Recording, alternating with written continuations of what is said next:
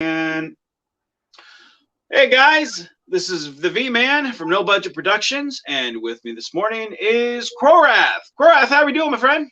Good morning. Hi. Um, I just pulled up YouTube and it says it's waiting for you. No, I'm on. We're live. There it is. There we go. All right, man. So with us this morning, we have Frank Parker Jr., the guy who's always stalking me and my partner from Filk Ferret Productions. He says, "Go get him, Krorath." And I'll then we do it, also, Frank. I'm glad you were here long enough to at least say hi. and then we also have Jim's Landscape. Good old Commodore Boone. And yeah, he says it's on a rainy day. It's kind of a cloudy day here too. And my Frank says it's a rainy day down there. So yeah. He says it's a slippery slope, Vance slides. Innocent look. More of that pole talk from Frank. So yeah. Just I just want to say, if I may, sure. Vance, I was thinking about this. You need a more exciting intro for the show. And this is, I'm just pitching here. I'm just saying. Okay. Giving it some thought. You need something like from an undisclosed location somewhere on planet Earth or Sector 001. It's the Pizza Roll Diaries, starring Vance Major as V-Man. Today, Vance guests include Krorath the Klingon. And now, the man who makes the magic happen, Vance Major. I'm going to take that segment of you doing it.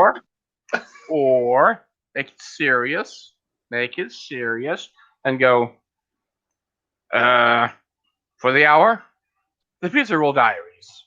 Hard-hitting news and information and discussion about fan films. From fan filmmakers for fan film fans. And now, the man of the hour himself, Vance Major.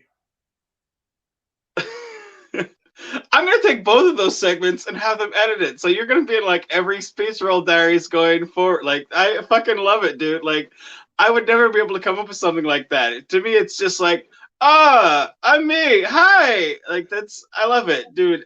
See, you need to have Frank in here doing like the Ed McMahon. I imagine the wonderful blue suit he had from like the 80s. I love it. That's it. When he was actually believed to be like a decent person on screen, you know. I love it.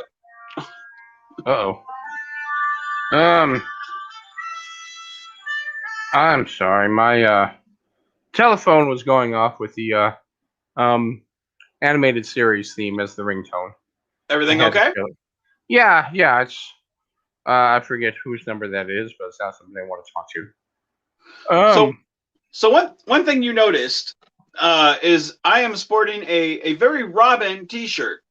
Yeah. And you had said that you had a story about Robin. Oh yeah, it's just a trivial history that you might not be aware, but because I'm older than you, and I've been around, and I've seen some things. Okay. Jason Todd was the replacement for Dick Grayson back in the early 80s when they decided it's time to have Dick Grayson move on. The Teen Titans were getting a little weird, calling them teens because they were all acting like very grown-up adults. Mm-hmm. And so they decided, okay, let's have him leave and become Nightwing and give him a replacement called Jason Todd. And Jason Todd was pretty darn cool when they started. And then they did the Crisis on Infinite Earth. And they brought in a fellow named Max Allan Collins to rewrite the new Batman. And he's a great writer. He had done Dick Tracy comic strips in the 70s. And he was still doing them in the 80s. Max Allan Collins. And he wrote some of my favorite mystery novels. But his ideas for the new Robin, Jason Todd, weren't as well received by the Batman fandom at large as what had previously gone. So this decision was, okay, this ain't working. So Max Allen Collins wasn't on Batman for very long, maybe a year or so, if that. I think maybe 6 months or so. I can't remember exactly, but he left, and the decision was made: let's get rid of Jason Todd and replace him with Tim Drake. And for Tim Drake, they definitely went into the a think tank to plan out who this guy is going to be in the legacy of Robin, and just how really, bring back everything good about like Dick Grayson-ish for the origin, but have him more of a modern character and somebody that could be more of a role model for fans like yourself.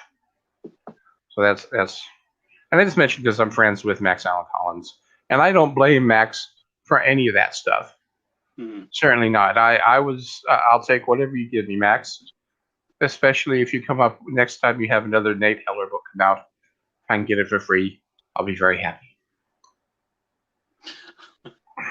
Well, that was the thing that when I was a kid, like we had moved from my ranch to my like right next door to my grandma and grandpa's, and like the 1989 Batman was, kind of new at the time. And Batman was I was always like, well, where's Robin? Because I knew the Batman 66 show. Yeah. And Robin was nowhere to be found, and I always found that strange because everyone wanted to be Batman, but I was like, but Robin's a kid, he gets to be a hero. Yeah. And I didn't at the time I didn't realize, fuck Batman, I want to be Robin. But in the comic book, my grandpa went out, bought a couple comic books, whatnot. Because my family, my dad's side of the family always went to like the thrift stores, and he found like these bunch of Batman comics, so he picked them up for me. And the first one I read was a Jason Todd comic book with Two-Face, and it was two of them that were kind of back to back, and it was Jason Todd realizing that Two-Face had murdered his dad or mom or something, right? And at the end of the first one, Jason's basically kind of like, fuck you, Batman, I'm gonna go handle my shit and I'm gonna go get this guy. And then at the end of the second one, they're in this giant casino, and like the giant ball is going around the spinny loop thing, and the ball's gonna hit him, and Jason saves Two-Face or something, and he's like, we'll let the police handle him. I'm not gonna be the one responsible. Like, we'll let the law handle it, and Batman's, Batman, I guess, is like working with Catwoman or whatever, which was kind of weird because I'm like, I thought Catwoman was a bad guy. What, but Batman's basically like, I chose right when I chose Jason. And I was like, man, that's kind of weird. And I was like, why is he calling him Jason? I thought it was Dick Grayson. Like, I didn't realize. I was just like, okay, maybe they updated stuff. Like, maybe I got it wrong. Like, I still didn't realize that these were different people. But like the first real comic book that was brand new that I got from the stands was a Tim Drake one, and I read it, and I sat there in the store, and I started breaking down as a kid. But it was one of Tim Drake's first adventures, and at the beginning of it, Batman and Robin, they're chasing the criminals, and they're outside this like amusement park, and of course they make the bad guys crash, and the bad guys run inside the amusement park. Batman and Robin, Batman and Tim, they go inside the amusement park, and Batman's like, look, I'll handle the criminals, you keep people safe, go out, look out. So Tim goes up on like this giant globe, and he's kind of looking out for the looking for the bad guys, kind of being for Bruce. And there's this dude with a sniper rifle on top of this globe, and it's almost by chance, and he talks the guy down, who's very much hey kitty, aw, but he talks but he but he talks the guy down from being, wanting to hurt the people and then wanting to hurt himself. And it's because he's lost his job, he's lost his wife, he's at a suicidal point. And, at the end of the comic book, Bruce basically kind of didn't need Tim there. And Bruce is like, hey, is everything okay? And Tim's like, yeah, I'm going to take this dude, I'm going to make sure this guy gets the help he needs.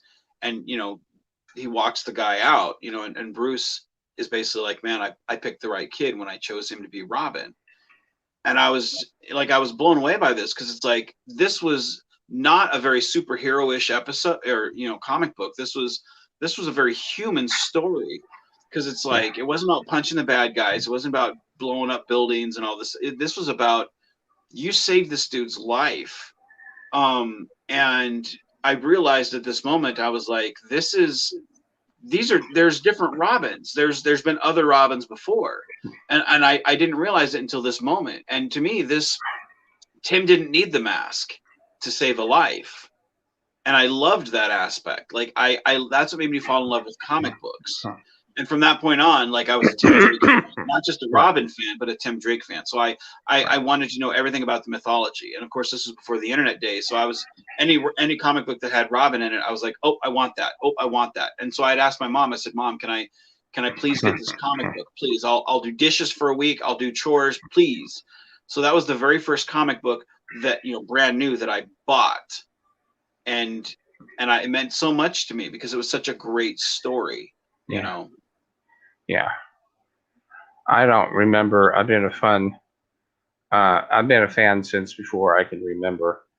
I do remember, like I say, watching the Batman live action show when I was a little kid, as well as the Filmation Batman cartoons from the 60s.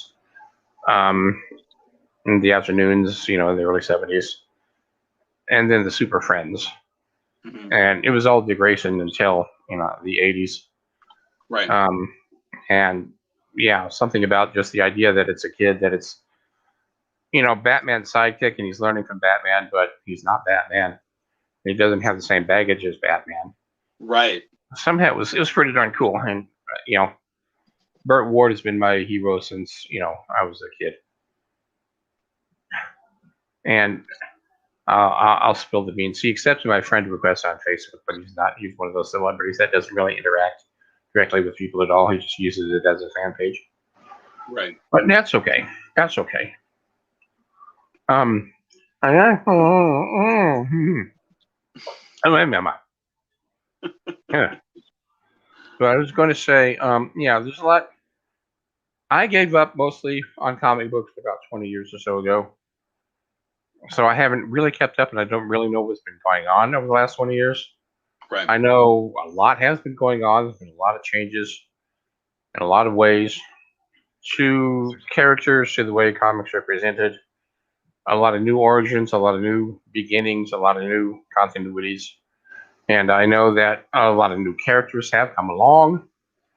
So as much as I'm looking forward to Marvel going forward, especially the announcement of they're starting work on the new Moon Knight series, I'm a little trepidatious because I grew up with the Moon Knight of the 80s, which was freaking awesome. And I haven't read Moon Knight, like I say, in 20 years, so I really don't know what's been going on in the last 20 years.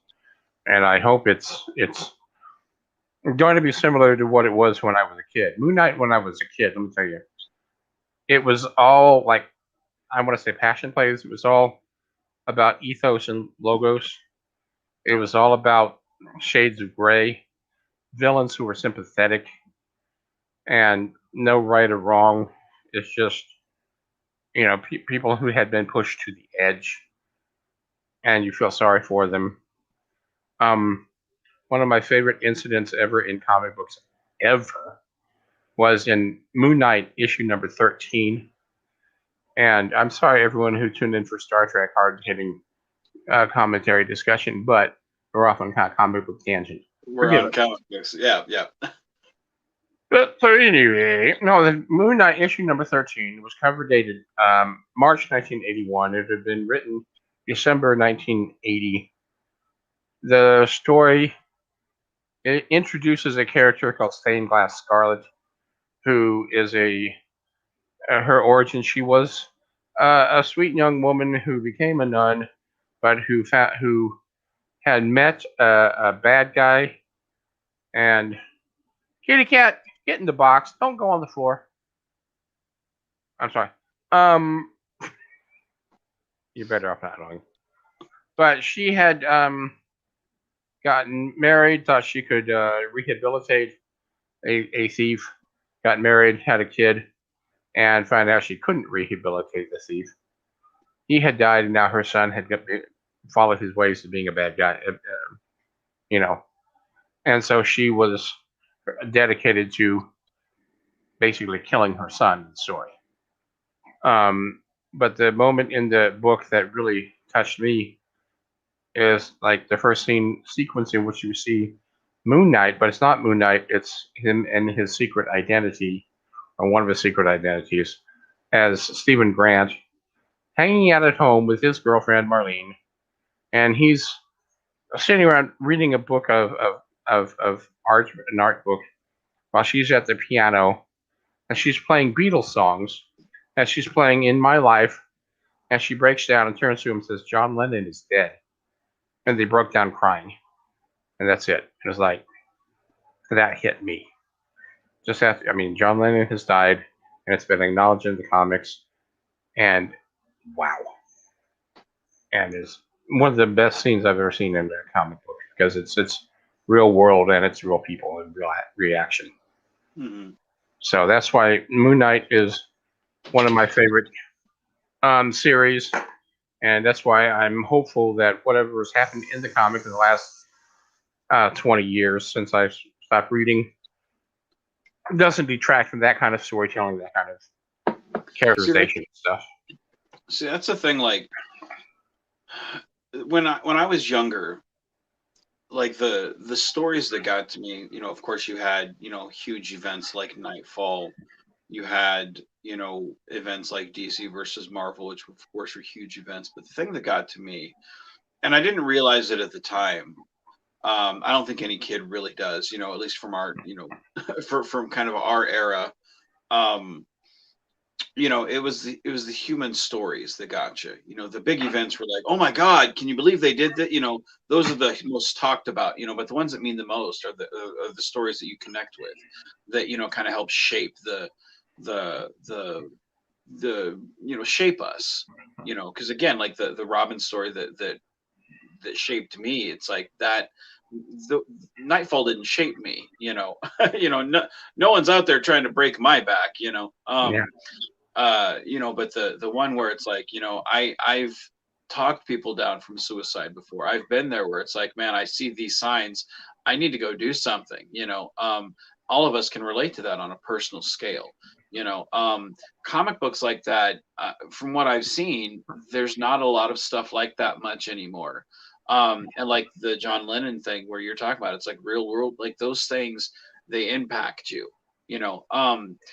For me, what got me, the same emotional impact that got me into comics is the same stuff. The lack of it is what got me out of comic books.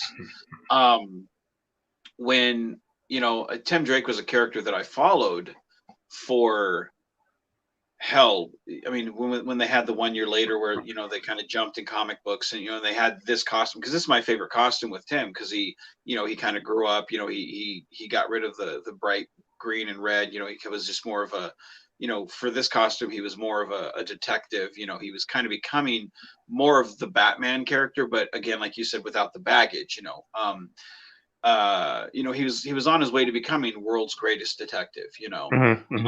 Which was shown even more so when Bruce died, and he took on the mantle of Red Robin. And he was kind of becoming more like Batman because there was no Batman. I mean, Dick Grayson took that role, but Dick's not the detective that Bruce is. Tim was. But so you could kind of see him becoming that world's greatest detective, which I really enjoyed, because having grown with the character, but when they went with the New 52 and everything was just rebooted, the character, Tim Drake, was no longer characterized as anyone I knew. I couldn't relate to the character. I couldn't. it's like meeting somebody that you've known for 20 years, and you're like, well, who the hell are you? Like, I love chocolate ice cream, dude. You're allergic to chocolate. What are you talking about? Like, you no longer know. His origin story was done completely different. His personality was different, and it was just like, I don't get this. It's like when you have watched Tobey Maguire's Spider-Man all three movies, and then you get to Andrew Garfield, and you're like, this guy acts totally different. This isn't the same Peter Parker, Yeah. And That's why I'm skeptical about what they're going to do with Moon Knight coming up. But I'm optimistic, but trepidatious. Yeah. Yeah. I'm here to have fun, though. I'm here to be joy and enlightenment. That's what I'm thinking. Well, one thing I did have fun with, and you and I've talked a little bit about it, is the Falcon and Winter Soldier. That I thought was, God dang it, that was a good show. Welcome everyone to Comic Book Talk on the Phil Ferret and No Budget Productions Theater. Yes, Comic Book Talk. I really enjoyed the Falcon and the Winters. Okay. Before I get too far, let me say it is Falcon and the Winter Soldier. And this is for myself, because back in the mid-'80s, there was a movie that came out called The Falcon and the Snowman, with a wonderful theme song from David Bowie and Kansas City's own Pat Metheny. And for 35 years, I'm used to saying Falcon and the Snowman, Falcon and the Snowman. Now we have Falcon and the Winter Soldier, and I have an occasion to say Falcon and the Snowman when I mean Winter Soldier. Anyway, Falcon and the Winter Soldier is I was a Captain America fan first. Actually, I'm not sure if it's Robin or Captain America, which one came first, but I've been a fan of both my entire life. Robin, I can blame on Batman TV show. Captain America, I don't know where that was coming from. Mm-hmm. But yeah, and I've always, like I said, I haven't read any comics in the last 20 years, so I really don't know. But Captain America was always up there. I always followed his adventures, even when I wasn't reading every month. I was aware of what was going on in the stories. Mm-hmm. So, and the Falcon has always been one of my favorites as well. So I was very excited when it was announced that Falcon was going to be in the second movie, and the whole, like I said, the whole Winter Soldier storyline stuff is something I had not read in the comics. This was more recently than I, like I said, I stopped reading 20 years ago. But I've enjoyed the stories and seeing the growth of the Falcon and seeing the Falcon become Captain America. Yeah, that's pretty darn cool, and I really enjoyed all that. Well, see, I didn't know anything about the Falcon. My friend did. He used to work with me at work, and when he heard Falcon was coming to Winter Soldier, he was like, "Fuck yeah, dude, I love it!" And I'm like, I don't know who this is. I don't care. I was more excited about, dude, they're bringing Bucky back. Awesome. They're Winter Soldier. Hell yeah, this is going to be great. So we went into it from two completely different perspectives. Mm-hmm. And when I heard that, Falcon was the sidekick and everything, I was like, I'm more interested in the Bucky thing. I don't care about Falcon.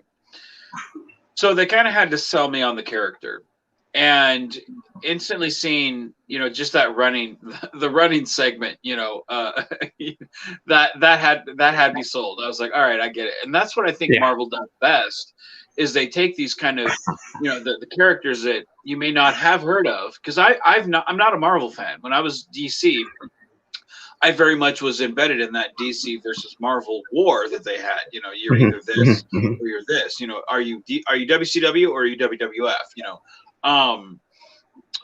So I was a DC fanboy. It's like I didn't realize, you can love both. Yeah. There we go. I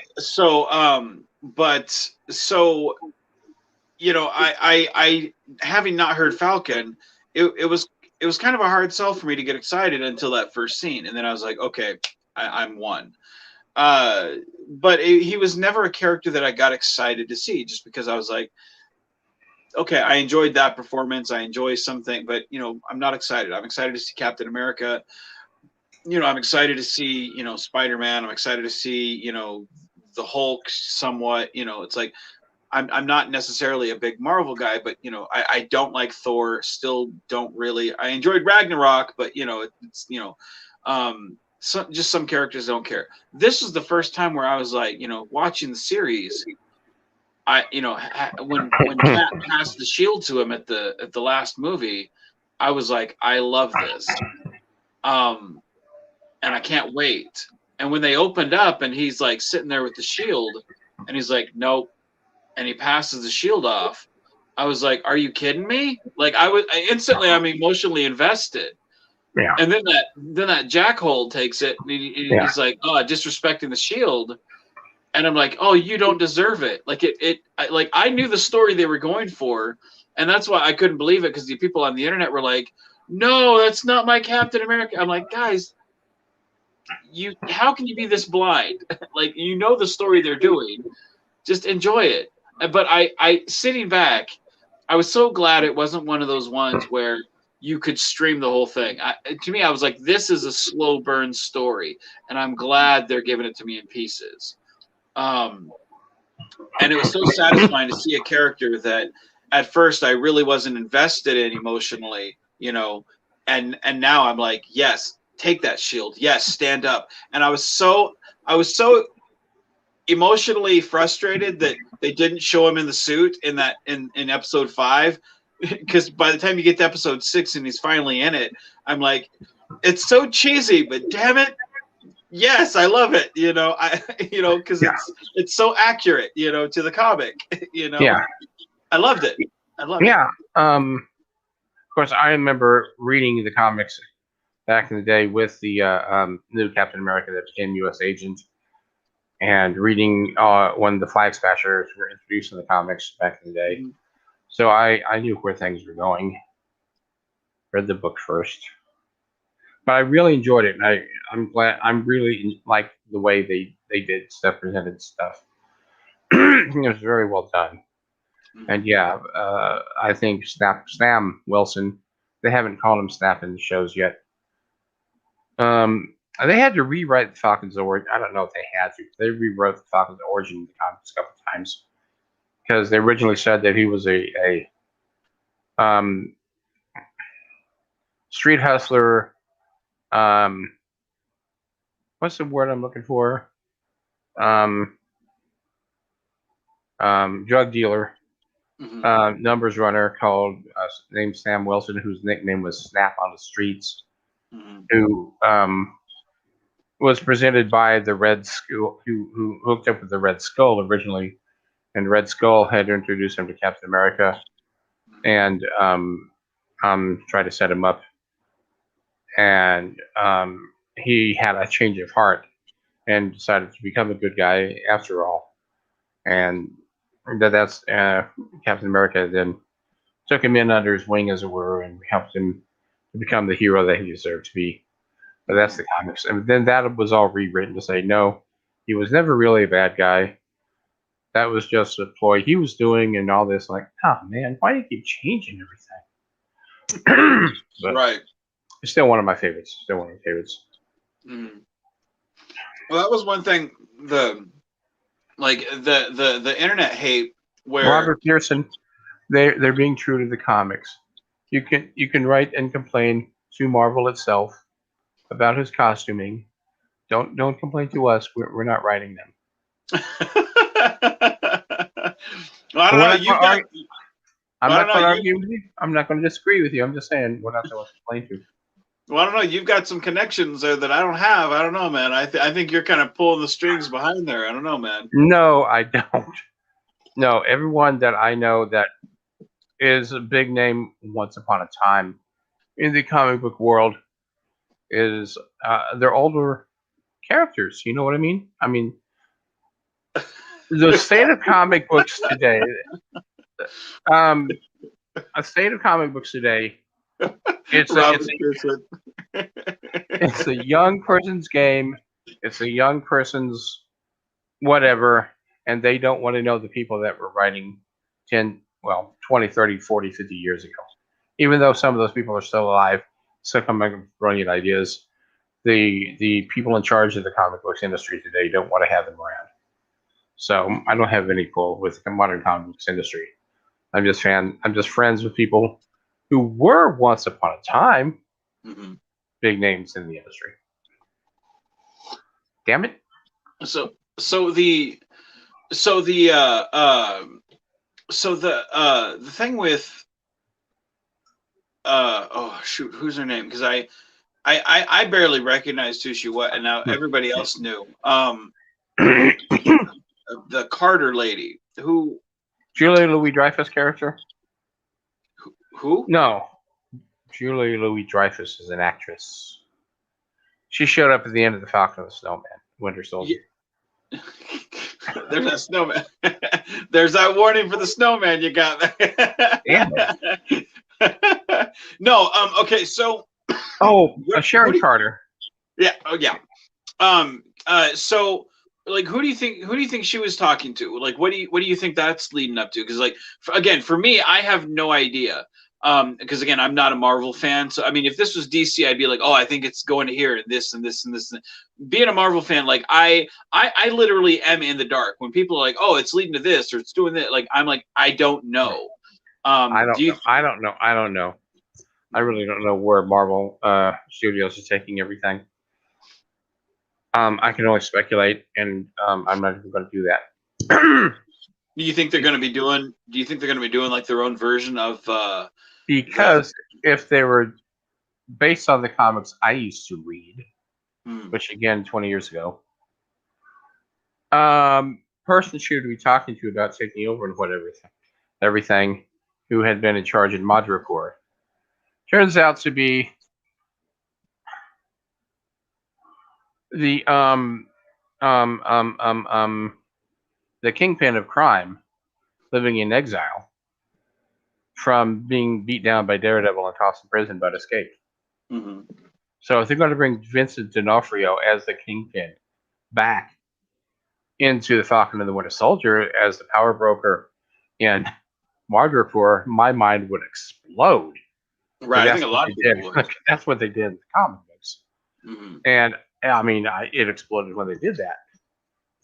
Of course, he was exposed in the comic books by the X-Men with Shang-Chi along for the ride.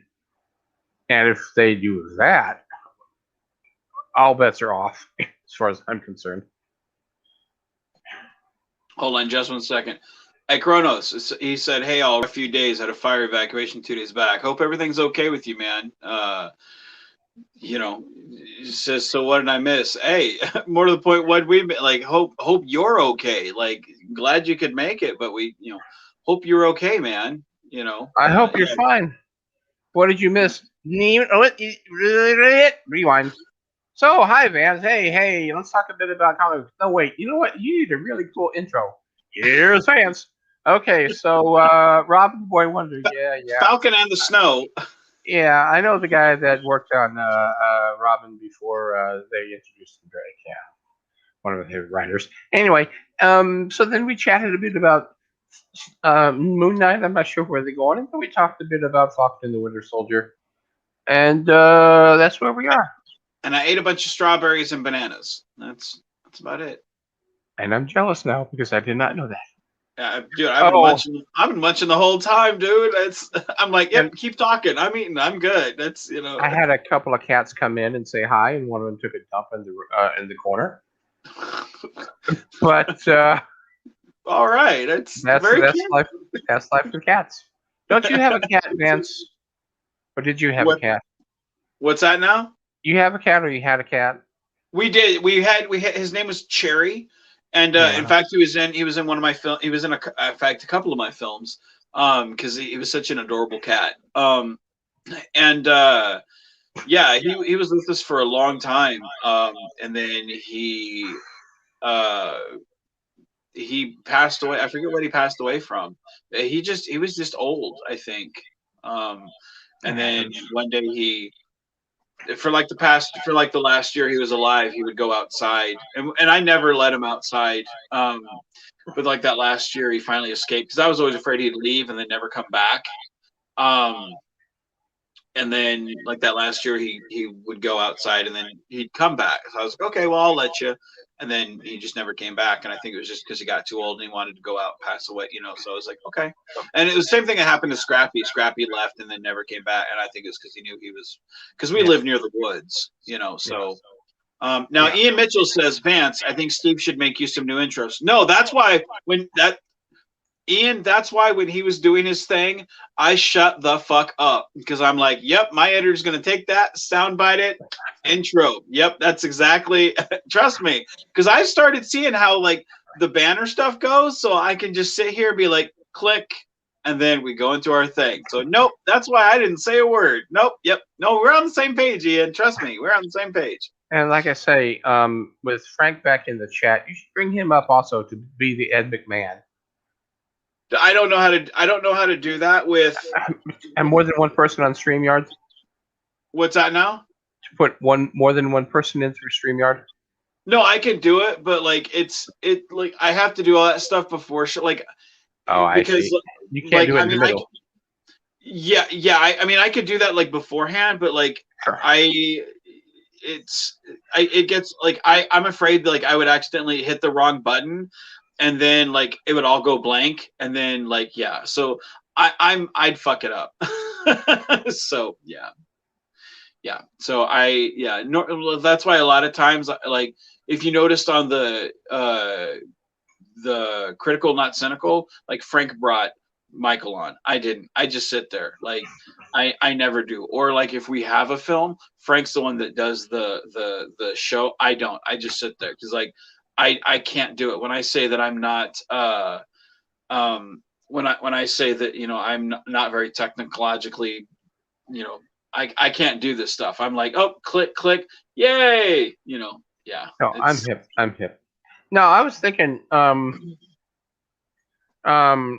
like watching I've been watching the old Tonight Show recently, old clips of that stuff. And just the idea that Johnny Carson Ian says Vance is not good at multitasking, like getting character and real names mixed up. Nah, dude, for real. You're not wrong. It's true. Right. I was thinking about how like on the Tonight Show, Johnny Carson would like bring back like Jonathan Winters or Bob Hope like once a month, just because he knew here's a solid comedy and some solid fun.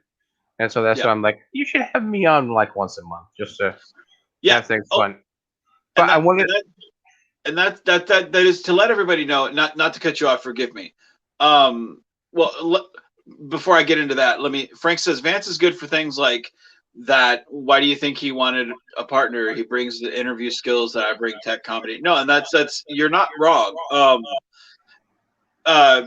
One that is true. Like I do like someone that can bring something that, hey, I need help if I'm going to do something like this. Are you interested? Like that is, I can't do stuff like that. I don't know how.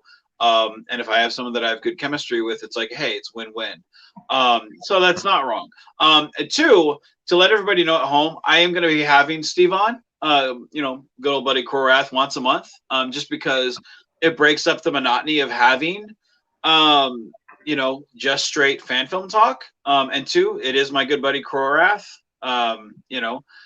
We have other things in common besides just fan films. Like we have our love for comics. But we can do that too.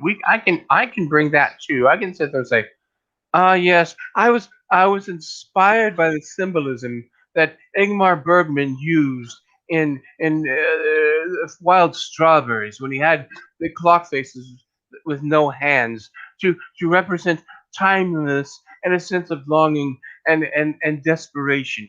And that is why on the scenes of the battle with the Romulans, the starship clocks were all flashing zero.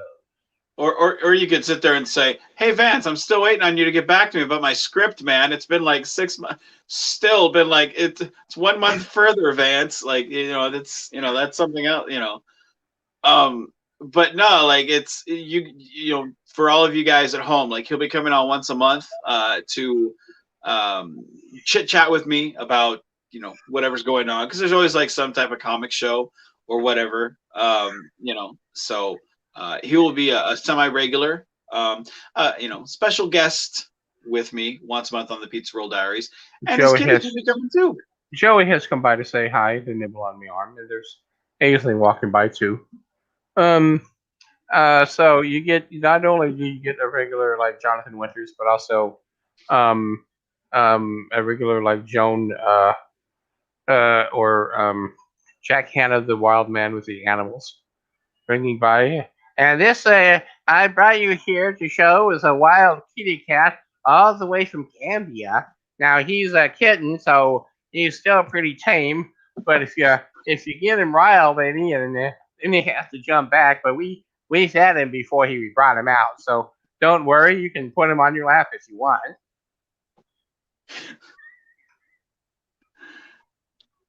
That kind of stuff. And I'll come in and I'll say, you can say, hey Steve, go ahead. You say, hey Steve, welcome. How you doing? Something like that. Go ahead, say something like, hey Steve, how's it going this time? Hey Steve, how's it going this time? Well, Vance, I'll tell you, I just flew in from Kronos, and boy, are my arms tired. Oh Lord, this is what I've gotten into for once a month. I'll bring more strawberries, Steve. That's what I'll do. Okay.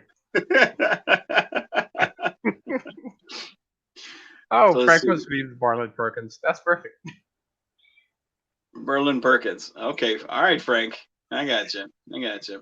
He was an animal tamer guy that came on too. Mm-hmm. But his assistant went on the Tonight Show a lot with the animals. You see, this is what you missed. The old Tonight Show, the way they used to do that. Every once in a while, Johnny Carson would have an animal person come by, either somebody from the zoo or someone that would bring animals to introduce to the world. Mm. And they would sit on Johnny's lap and make messes, and it was fun. Anyway. Oh, hey, folks, I want to tell you, it's great to be back here on planet Earth. Planet Earth. And even if it is in Kansas, Kansas is an old Native American word for, God damn, why aren't we at the Rockies yet? I'm sorry. So left over Bob Hope. That's a Bob Hope joke left over from World War II. I'm sorry. See, I feel like at this point they don't even need me. It's like, all right, Krorath show. I'm gonna go take a nap. I'll see you guys an hour for you, Krorath. It's all good. Can't get your claws out of me. Okay, what was the next question? I don't know. Like, I'm still on that flapping from Kronos. I've got a visual of you just caw like. Gracious. So like I've got that, like I've got a picture of you like flapping, and it's like in space. No one can hear you. Caw. Like, I don't know, dude. I've got weird visuals of you now, man. I hate what you do to me, Krorath. It's I don't like it, but I do. I don't know. It's like Frank on that greasy pole. Like we've got some weird fucked up visuals in here. I feel like we've got either fucked up visuals that we all need meds for, or we've got like new shirts, so we need, just those visuals. So this is what you get when you have me on early in the morning. Not there was that enough sleep. I should have let you sleep, Krorath. When you said, "Hey, I'm gonna be a little," I should have just been like, "Take your no, we'll do it later." So if we do it in an evening instead of a morning. If we do it in the evening, that's where I'm in my limo. So that's, And you only got half an hour worth of. Yeah. No, I get this. Yeah, I'm in a half hour in my limo is all I get, which sounds like I'm a woman. And if I had a nickel for every time a hooker said that to me. I was about to say, yeah, it sounds like I'm a woman of the night. Like, hey, baby, here's my leg. It's, I'm not gonna. No, it's all good, man. It's all good.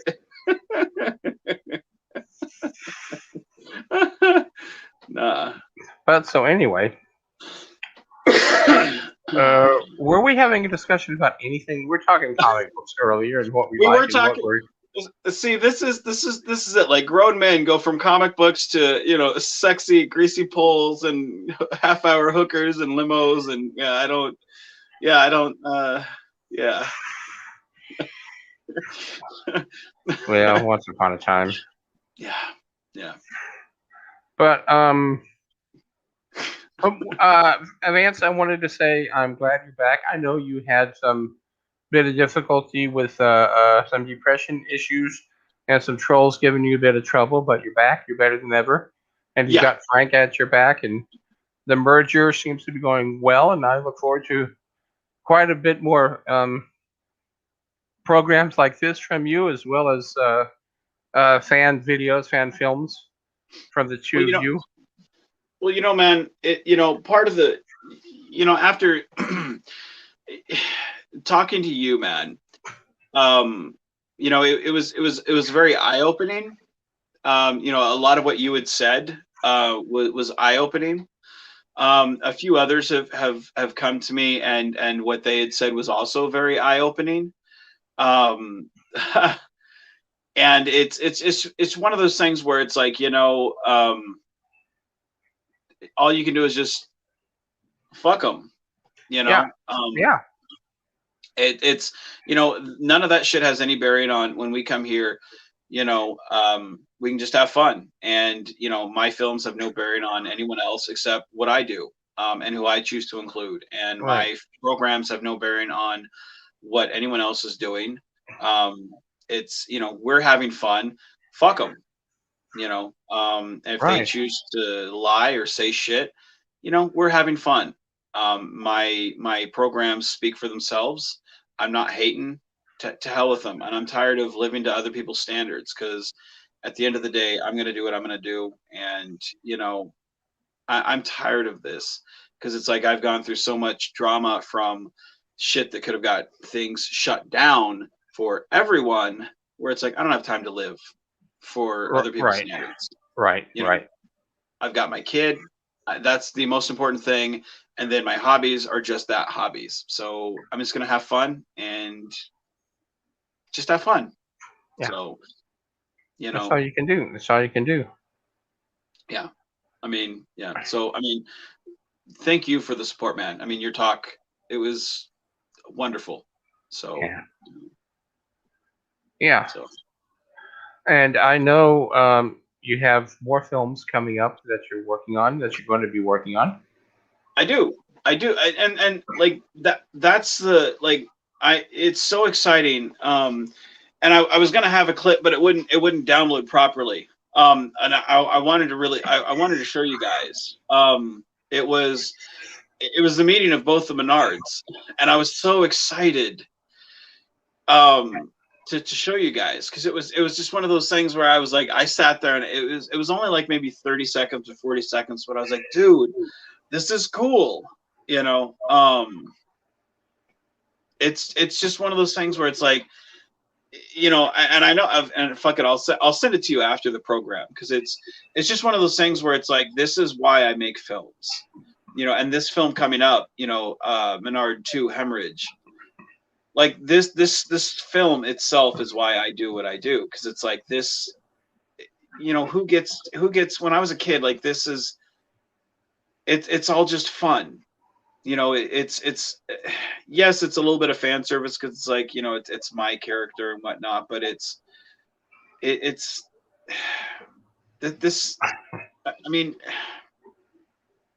to have 100 films under my belt, to see yourself facing against yourself on a bridge of a starship, like, it's like, this is a moment where it's like, this is kind of cool. And then in another film, it's like, I'm assimilated by a Borg. Like, this is my Locutus moment. Like, it's dumb, but it's kind of cool, and to get to share it with my friends. Fuck, man, I can't wait to share it with you guys. So it's like, yeah, and again, like, every Monday morning, I get to share this shit with you. Like, I've got a great fucking life. I got a great kid. I got a great life. I get to laugh with you guys, and we've got the technology now. Like, I mean, fuck, man. Like, I love seeing the banter between Ian and Frank about fucking greasy poles and shit. Like, that makes my fucking day to see that. Like when Frank has an image that he's like, oh, I can't wait to show Ian this one, and I'm like, oh, dude, like, why did you show me? Like. So just know, Ian, you've got something coming your way, bud. But like these things, it's like, man, like we have something special where it's like, fuck the trolls, dude. And it's like, anyone that knows me, if you believe what's said about me, then you don't know me.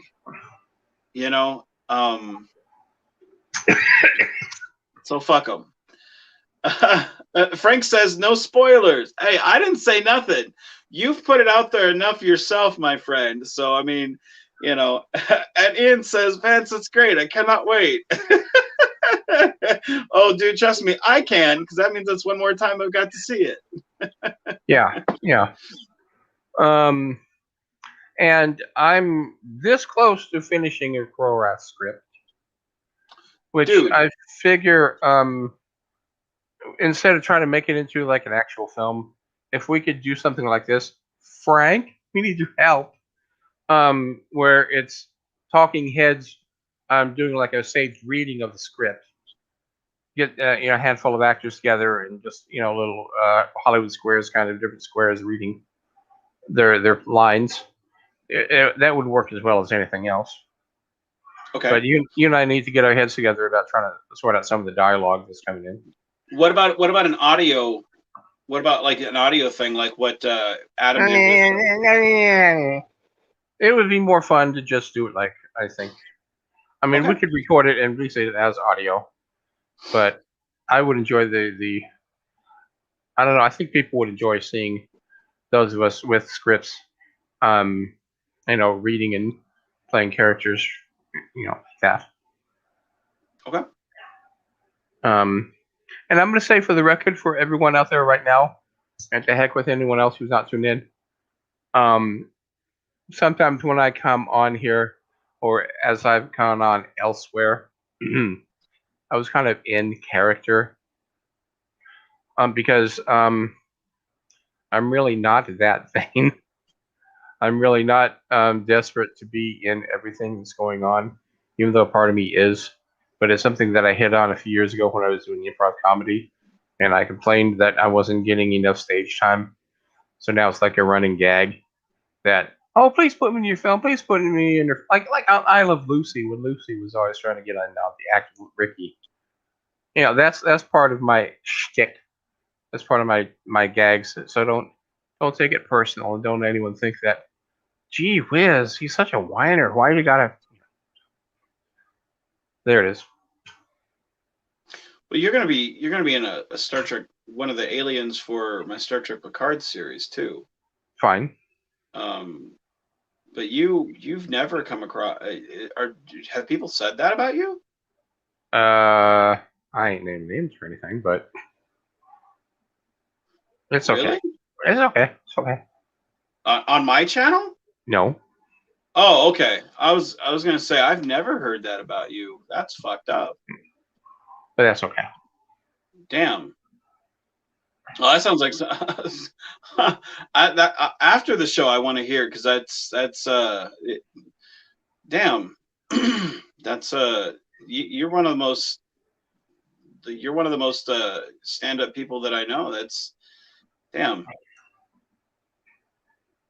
Okay. Anyway. Yeah. Okay. So yeah, we're going to go back to Frank's poll. Oh, what? That doesn't. No. not Frank's poll. So. Next month. No. The only thing I have to plug coming up for me is not really for this audience. I mean, it's for certain fans only. The Klingon fan club. The Klingon fan club is going to have a online virtual convention next month. I'm going to be hosting a panel there about I'm going to be hosting about Klingons in other media before canon came along. So the comic books and the books and stuff from the 70s and 80s. But unless you're a member of the Klingon fan club, you won't be able to access that. So why do I even bring it up? Frank is right. KAG, KAG, Klingon Assault Group, KAG.org, if you want to join. Frank and Donna are supposed to be doing it. They performed last year for the virtual CAGCon. Silk Ferrets did. It was enjoyable. I'm not sure why they went as Romulans instead of Klingons, but I'm not in charge of things. Well, Frank has an affinity for Romulans, and I think he's trying to start a war with you. So that might be something there to look into. I make now, observations, not criticisms. Does anyone have a link to the site you're talking about that they can join so they can actually see what you're talking about? CAG, KAG, CAG.org, O-R-G. CAG.org, okay. M-O-U-S-E. For those of us of a certain age, M-O-U-S-E, spelling stuff out was very much a part of their early life. Dude, Royce still watches that shit. Like, it's on the Disney Channel. Like, he still does. Like, we watch it. We watch that. We watch classic Tom and Jerry. That is. You're not watching the really, really old Mickey Mouse Club, though, are you? Huh? You're not watching the really old Mickey Mouse, the original Mickey Mouse Club. The black and white shit? Yeah. Yeah. Yeah? Yeah. Yeah. One of its members recently died. Did it really? Yeah, Johnny. Mm-hmm. Johnny Crawford just passed away a couple of days ago. He asked. Royce asked me why the people are gray. So that was, to me, that was kind of cute. Yeah. Pinky and the Brain once a day. Sure. Anyone planning on going to Destination Star Trek in London in November? Asks Robert Pearson. Well, that's an interesting question, Robert Pearson. I'm sure some people are. I'm not going any. Like, I've been asked to go to Georgia in March, but until COVID restrictions lift, I'm not going anywhere. Like, I'm not even going to Arkansas to film until COVID restrictions lift. Like, I mean, things are looking up, but I would say, for me at least, London's out of the question. Like, I'd love to go somewhere. Like, I'd love to take Mona and be like, hey, second honeymoon, and drop Royce off with the aunt and uncle for a week. For me, no. Because especially with traveling, COVID, I mean, things are looking better, but we're not out of the water just yet. So I don't know if anyone else is, but for me, no. Yeah, I don't plan on going anywhere until everything is restricted either. And as far as travel to England, the United Kingdom goes, I have a standing date. A friend of mine has asked me to come visit for the holidays, but that's in Manchester, not London. So I'll be going there before I'll be going to a Star Trek convention. Overseas. Let me just put it that way. I would be happy to go to any Star Trek convention I can get to, but because of the expense of overseas travel, it's more likely that, given the options between visiting a friend in Manchester or going to a Star Trek convention in London, going to Manchester is going to weigh in more heavily, I should think, just to be honest with you. See, one of the things I'd like to do, like, once COVID restrictions lift, because you're on the way to the fucking studio in Georgia, or not Georgia, Arkansas. Like, I'd like to swoop by. Georgia also, by the way. That's too far for me. Like, no. Like, once I move to Florida, like, then Georgia's, and like ironically enough, like, the family that I have in Georgia, where I'll be moving once I go there, like, the studio's like 20 minutes away. Like, I'd like that's when I'll be filming there. Like, if I'm still doing fan films at that point. But like, you're on the way to Arkansas. I'd like to swoop by, pick you up, and be like, all right, let's go. Like, if you're in the mood, let's go. because I Hey, do usually me go. do me a What's that? favor, real quick. Put Sure. Frank's quote up here so people can see it. Oh, sure. Yeah. So you're talking about actually moving down to Florida. Yeah, like I'm not going to stay in Kansas. Like once Mona's done with school, it's one of those things where she can do like once she's done with her RN this year, we're going to probably spend about another year in Kansas. Um, while she does her online class for something. Again, whenever she starts talking about nurse stuff, Mhm. I like everything starts blurring together. She sounds like an eye chart to me because it's LPN, RN, the BPN, this, then I'm like, I don't know what you're talking. I just smile and nod. And when when she stops talking, I'm like, huh. I don't know what I if she ever quizzed me on it, I'd get in fucking trouble because I don't know what she Right. said. Right. Um, Right. so like when she's done with her RN, then she'll do like online courses for something else. And then and that'll give us a chance to finish paying off the rest of our bills, which aren't that much. And then we'll move down to Florida where our family's at. And then, like I said, we're 20 minutes from the studio that's there. Which again, I mean, you know me, I'd be very active in, helping out with whatever production comes there. But until then, I'd like to do one more shoot at the set at Arkansas here, and do one more like Constar film with the crew that I have here while I'm still here. And I wouldn't be opposed to, if we don't get it done before I move, driving back up here and doing it because, I love Yava and I love Wanda and I love the people that are here that are, associated with the Arkansas sets, plus a plane ticket's not that much. But I'd love to swoop by and pick you up and take you, to at least be able to say, hey man, let's go sit on the sets and let's go do something, Right. Right. Plus I think it'd be kind of cool to have Krorath and Menard on the bridge together or in a shuttle or something, something together, and I mean it would be fucking cool,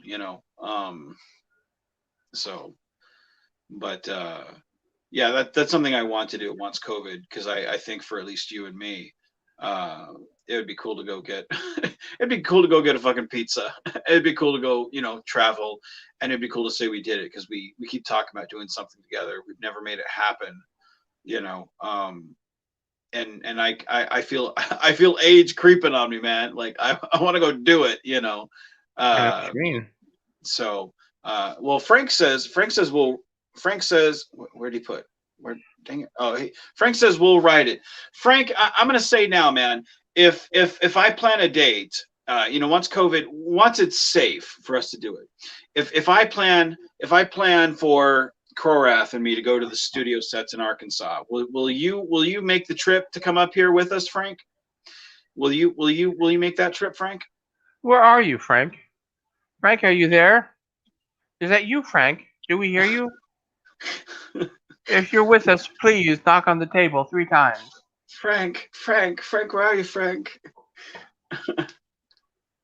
Because that would be icing on the cake, man. That would be cool to have you.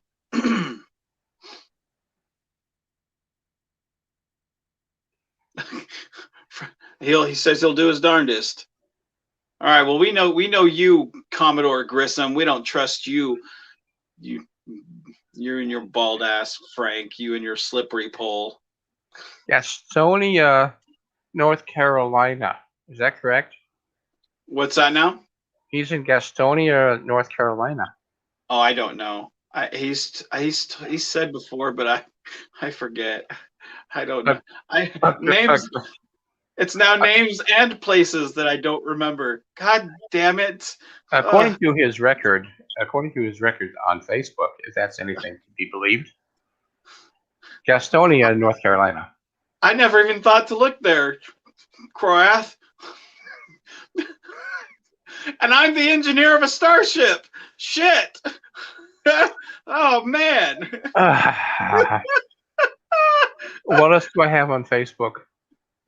Oh, the Star Trek podcast I did a few years ago, the Omega Directive, where I interviewed people Robbie Wrist has decided to like that.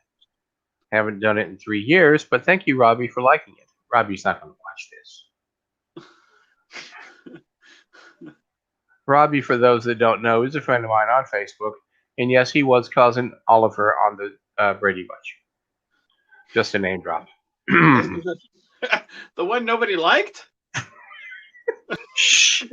He's my friend, damn it. We like you, cousin Oliver. We love you. If you're watching this, we love you. Fuck that show. We love you. I'll see if we can get him to tune in sometime. All right. You were the only reason I watched. He gets routinely banned from Facebook because of his outrageous political statements, but that's why we love him. Anyway.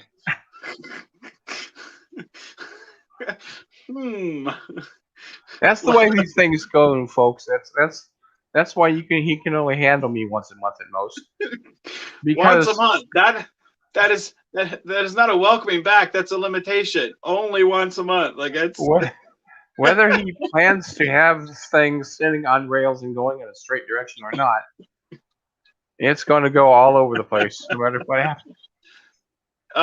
Let's see. Frank says, Vance, we need to do a 4-way with Krorath and Ian. Frank, yeah, I don't like the fact that you bring up 4-way in anything, in any capacity. So it's... Oh, yeah, we do. Are we talking about a stream, or do you got something else in mind, Frank? Because I am just... Ian says, Frank, you kinky man. If you throw in one of those cats that Steve has, I'm in. That's count me in. I want some of that, please. Yeah. Yeah. I ain't going any more down that street though. No. Well, on that note, I think we're done. We are good. All right. All right, guys. Well, on that note, we have on Friday night, we have let's see, what is it? We have Dreadnought Dominion, Passenger with Baggage on the Critical, Not Cynical. Oh, that's very good. I watched that one last night. It's very, very, very enjoyable. Well, glad you liked it, man. They did a wonderful job. All of them. It's yeah. If you haven't seen it, check it out. It's on the channel. You know, they did a wonderful job. It was shot at the Georgia sets. So if you haven't seen the Neutral Zone sets, go check those out. You know, Neutral Zone Studios.